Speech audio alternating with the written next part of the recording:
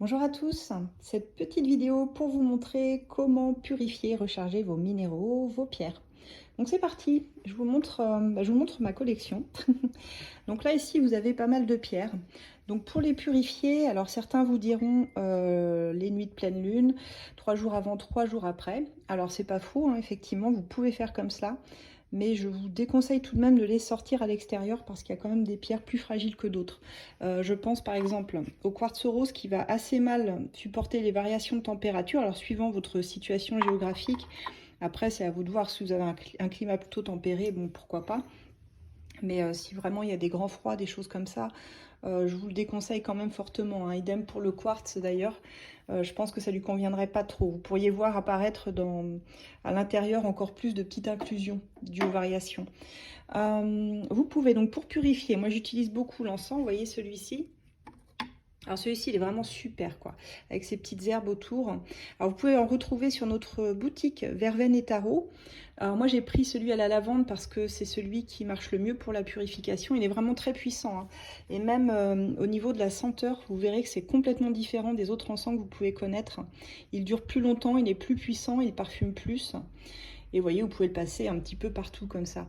Inutile voilà, de faire chaque pierre une par une. En fait, l'encens, il se diffuse, hein, partout où vous l'emmenez en fait. Donc voilà ce que je peux vous dire pour la purification. Vous pouvez aussi mettre, pourquoi pas, vos pierres dans un verre d'eau. Alors attention, on prend de l'eau déminéralisée, on évite l'eau du robinet qui ne conviendra pas à certaines pierres. Je pense surtout à la malachite, vous voyez. Alors là, on a une chrysocole malachite. Mais ça, c'est une pierre, par exemple, très poreuse. Vous pouvez remarquer d'ailleurs que si vous portez de la malachite en bracelet, elle va s'oxyder très vite sur la peau. Bah, si vous la mettez dans l'eau du robinet, elle va pas trop aimer non plus. Donc préférez toujours l'eau déminéralisée. C'est un pH beaucoup plus neutre. La pyrite, idem, elle aimera pas trop l'eau, elle, hein. Y a quand même du fer dans la pyrite, idem pour l'hématite. La lapis-lazuli, c'est pareil. Au niveau de l'eau, faut pas trop abuser non plus.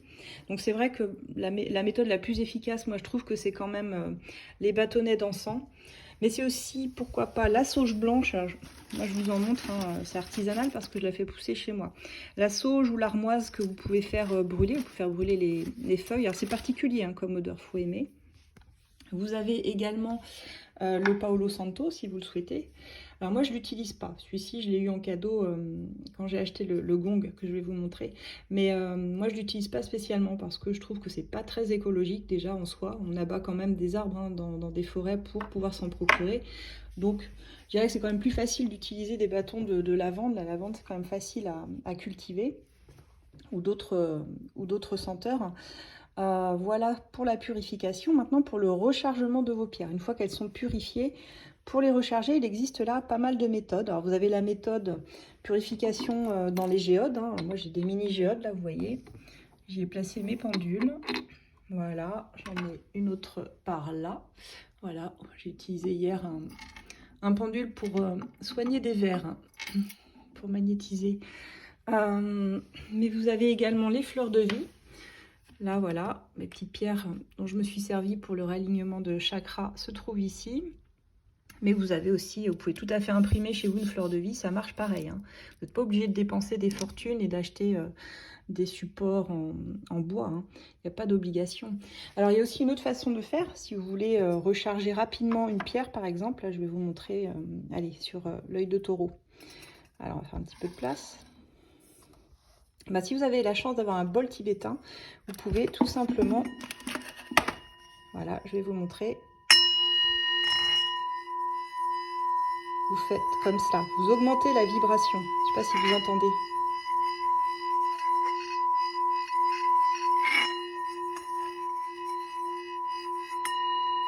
Et la vibration continue de s'amplifier. Votre pierre, elle s'amplifie aussi au niveau vibratoire. Donc elle se recharge de cette façon-là.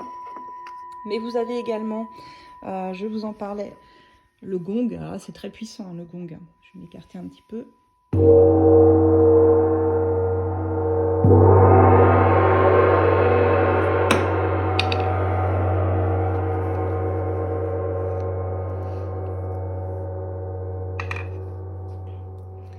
Donc toutes ces petites choses peuvent vous aider bien sûr à recharger vos pierres. Parlons aussi de la coquille Saint-Jacques. La coquille Saint-Jacques, c'est une onde de forme, vous voyez. Naturellement, si vous placez vos pierres au centre, elles vont s'amplifier. Elles vont à la fois, d'ailleurs, se purifier et se recharger. C'est hyper pratique, les coquilles Saint-Jacques, et ça, c'est très facile à trouver aussi, hein. Et puis, qu'est-ce que je voulais vous dire d'autre? Je voulais vous dire aussi pour les pierres. J'entends souvent, oui, quand les pierres sont cassées, il faut les remettre à la terre. Non, en fait, quand les pierres sont cassées, elles sont cassées, mais elles peuvent encore servir, hein. C'est juste qu'elles ont, à mon avis, emmagasiné beaucoup trop d'énergie négative et que vous ne les avez pas assez purifiées. C'est souvent la première raison. Ou alors parce qu'elles glissent et qu'elles tombent. Mais vous n'êtes absolument pas obligé de les remettre à la terre, mais alors vraiment pas. Parce que dites-vous que de toute façon, toutes vos pierres, elles proviennent, ce sont que des fragments d'une roche encore plus grande, donc ça ne sert à rien de les remettre à la terre. Elles ont déjà été cassées à un moment donné pour pouvoir être des petites pierres comme celle-ci. Donc, le mieux, c'est soit de les garder, vous pouvez les retailler, hein, vous pouvez d'ailleurs le faire vous-même, hein, c'est possible, hein, avec une lime diamant. On peut retailler des cristaux, des pierres et les repolir ensuite. Idem pour les pendules, d'ailleurs, ils continuent à être efficaces, hein, malgré tout. Donc voilà les petits conseils que je pouvais vous donner.